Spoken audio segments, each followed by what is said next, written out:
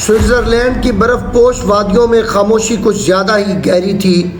جھیل لوسرن کے کنارے کھڑا وہ لگژری ریزورٹ بظاہر سیاحوں سے بھرا ہوا تھا، مگر اصل میں وہاں موجود 7 افراد دنیا کی سب سے خطرناک خفیہ ٹیم مارخور کے ایجنٹس تھے۔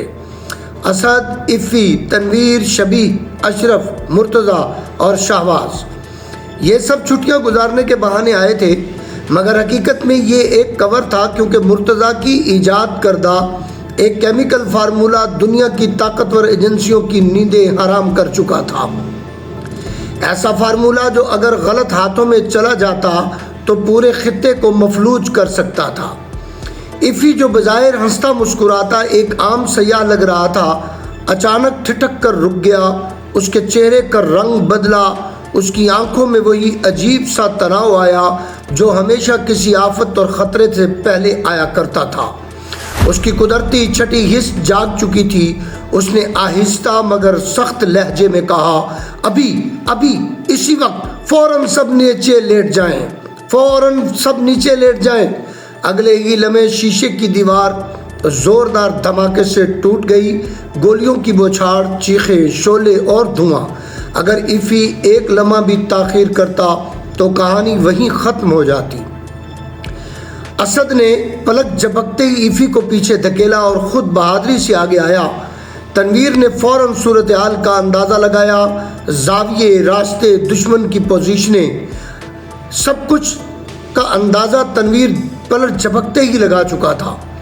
لیکن اسی دوران ساری سچویشن میں اشرف غائب ہو چکا تھا، جیسے گدھے کے سر سے سینگ، جیسے ہوا میں تحلیل ہو گیا ہو۔ شبیہ نے جھیل کے نیچے موجود اپنے رابطوں کو ایک مختصر کوڈ بھیجا، اور لال خان جو غیر معمولی تیز رفتاری کے لیے مشہور تھا، زخمی سپاہیوں کو کور دیتے ہوئے ٹیم کو پچھلے راستے سے نکالنے لگا۔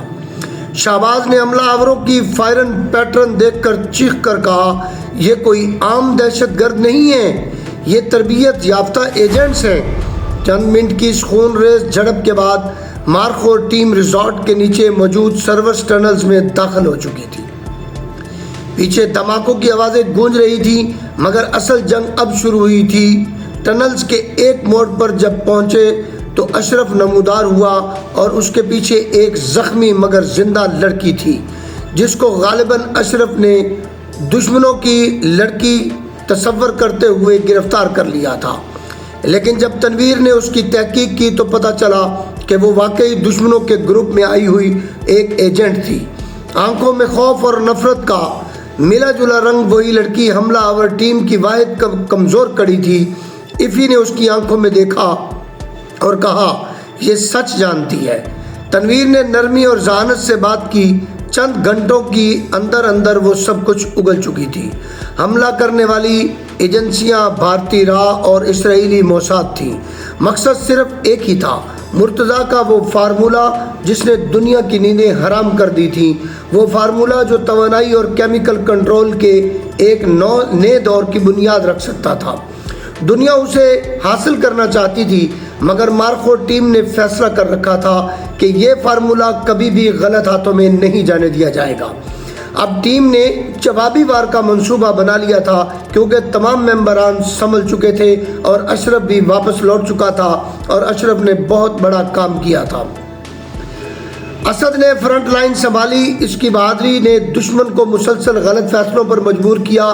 تنویر نے ایک ایسا ذہنی جال بچھایا کہ راہ، موساد اور دونوں کے لگا کہ وہ فارمولہ ان کے قریب ہے۔ اشرف نے یورپ کے اندر موجود خفیہ نیٹ ورک میں ایسی افواہیں پھیلائیں کہ ایجنسیاں آپس میں ہی شک میں مبتلا ہو گئیں۔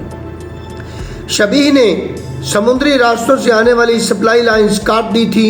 اس کا پورا نام احمد شبیہ الکبیر زاہد الیاس تھا، لیکن وہ بہت ہی تیز، چالاک، چست اور سمندروں کا راجہ کہلاتا تھا۔ لال خان نے برق رفتاری سے ایک کے بعد ایک سیف ہاؤس خالی کروا دیے۔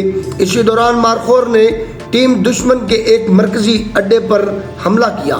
وہ اڈا جہاں نہ صرف حملے کی منصوبہ بندی ہوئی تھی، بلکہ ایک اور راز بھی چھپا ہوا اسی اڈے پہ پڑا تھا، جسے کہتے تھے نارتھن سائن گیس نامی ایک نفسیاتی کنٹرول فارمولہ، جس پر راہ برسوں سے کام کر رہی تھی۔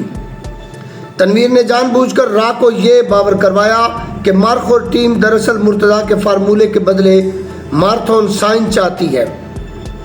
را اس چال میں آ گئی۔ چند گھنٹوں کے اندر وہ خود ہی اس فارمولے کو حرکت میں لے آئی، جس نے کمپیوٹر پر کوڈ کھول کر اس کی فائلوں کو کاپی کیا جیسے ہی را نے، تو نتیجہ یہ نکلا کہ ان کا اپنا نیٹ ورک پاگل پن اور بد اعتمادی کا شکار ہو گیا۔ موساد نے را کو دھوکہ باز سمجھا اور را نے موساد کو دھوکہ باز سمجھا۔ مارخور ٹیم خاموشی سے دونوں کے بیچ سے اصل ڈیٹا نکال کر غائب ہو چکی تھی۔ 14 مختلف ممالک میں بیک وقت چھوٹے مگر فیصلہ کن آپریشن کیے گئے۔ کہیں ڈیٹا سینٹر بند ہوا، کہیں رابطے کٹے، کہیں ایجنٹس ایک دوسرے کے خلاف ہو گئے، اور آخر کار وہ لمحہ آ گیا جب ایفی پوری ٹیم کو واپس بحفاظت پاکستان لے کر پہنچ چکا تھا۔ مرتضیٰ کا فارمولہ مکمل طور پر محفوظ تھا۔ ٹیم نے جشن منانے کی بجائے خاموشی اختیار کی، کیونکہ اصل انکشاف اب سامنے آیا تھا۔ ایفی نے سب کو جمع کر کے کہا، تم سب یہ سمجھتے رہے کہ میری چھٹی حص ایک قدرتی صلاحیت ہے، مگر حقیقت میں یہ خود مرتضیٰ کے فارمولے کا پہلا کامیاب انسانی اطلاق ہے۔ وہ فارمولہ صرف کیمیکل نہیں، وہ انسانی ادراک کو اگلے درجے تک لے جاتا تھا، اور توانائی کے اصولوں پر کیا گیا ایک ایسا کام تھا جس نے نیوٹن کو بھی شاید مات دے دی تھی۔ اس لیے دشمن ہمیں پکڑ نہیں سکا۔ اس لیے میں حملے سے پہلے جان گیا تھا کہ کمرے میں خاموشی چھا گئی۔ یہ ساری بات سننے کے بعد اسد مسکرایا اور اس نے کہا، اس کا مطلب ہے کہ یہ جنگ ابھی ختم نہیں ہوئی، اور اس فارمولے کو حاصل کرنے کے لیے دنیا آپے سے باہر ہو جائے گی۔ باہر برف گر رہی تھی۔ دنیا کو کچھ معلوم نہیں تھا کہ سوئٹزرلینڈ کی خاموش وادیوں میں طاقت کا توازن بدل چکا تھا، اور مارخور ایجنٹس کامیاب ہو کر اندھیرے میں گم ہو چکے تھے اور پاکستان بحفاظت پہنچ چکے تھے۔ اگر آپ کو یہ کہانی پسند آئی ہے تو اسے دوستوں کے ساتھ ضرور شیئر کیجیے، اور میرے چینلز کو عرفان کرائم سٹوریز اردو کو ضرور لائک کریں، شیئر کریں، سبسکرائب کریں۔